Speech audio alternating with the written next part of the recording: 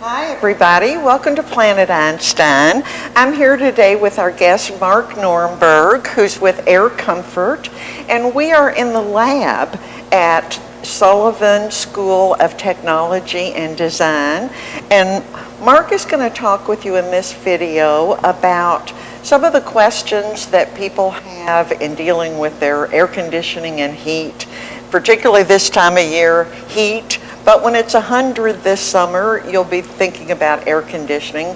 What are the reasons, or what are the things that people need to do before they actually call a repair person, Mark? We've got kind of a short list that we put out there for people to check things that they can do themselves, save the cost of a service call, and also get their equipment back online.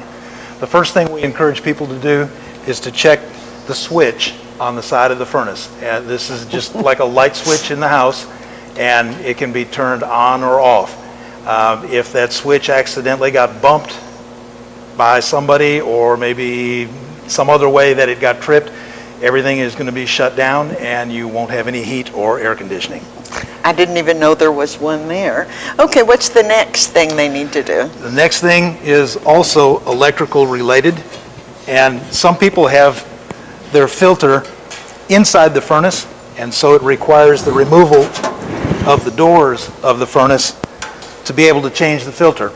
There's a switch right here that is tripped when the second door is taken off. If you do not have the door back in place securely after you've changed the filter,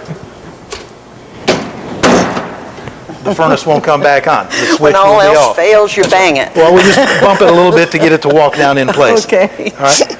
The next thing I would encourage people to check is the filter. Okay. I'm going to step behind you here, Jackie.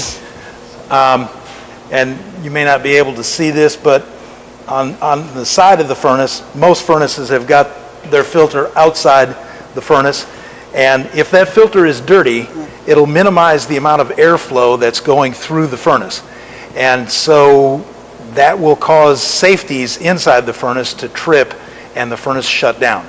So if that filter is clogged up, if it doesn't have a nice, fairly new color to it, you should change it probably about every 30 days.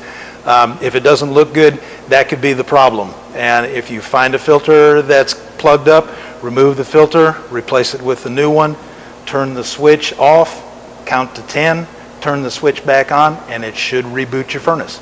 Okay, we've covered 1, 2, and 3. What's 4? All right, the fourth thing is probably the most simple, is to make sure that the thermostat is properly set. Okay. And this time of year, you would want the mode. There's typically 2 settings on a thermostat. One of them is mode, and that'll be either heat, cool, or off, or if you have a heat pump, it may say emergency heat. But you want to make sure that this time of year that is set in heat, and then there'll be 2 temperatures on the thermostat, whether it's digital or analog. If you have digital, you want to make sure that your set temperature is higher than what the room temperature is. And if you have an analog thermostat, you just take the slider and move it to where it'll be higher than what the room temperature is, and that should make your furnace come on. And number 5 is? The fifth thing that you could check, and this happens more frequently in air conditioning season than it does in furnace season, okay. But if the breaker is tripped on the furnace or on the air conditioner in the summer, then you're not going to get anything. And so we would want to go to the breaker panel. They should be labeled as to which breaker controls the furnace. And we always encourage the homeowner to turn the breaker off and then turn it back on. Sometimes if they trip, they don't look like they've tripped. They don't look like they're in that middle position, but they are. And so if you turn it off and hear it click and then turn it back on and hear it click, you're assured of having power to your equipment. So you may save yourself a service call by doing these 5 things first. And I wanted Mark to finish by sharing a story with you that he encountered with one customer who found a pretty easy fix, but it was a mystery for a while.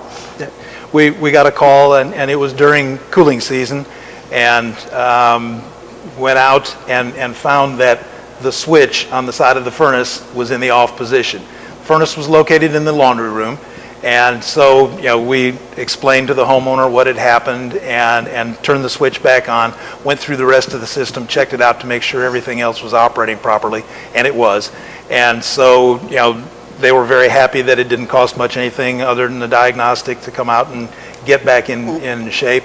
And got a call back from them about a week later that the air conditioning was out again, reminded the lady of the house that last time we were there, the switch had been turned off.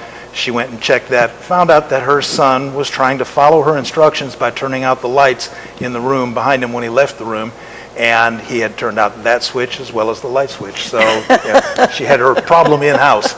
Little boy was following Mommy's directions. He was. Thanks for being here, Mark, and thanks for watching our video today.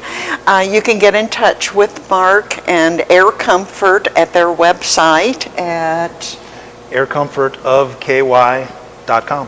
Thanks. We'll see you in the next video. Bye-bye.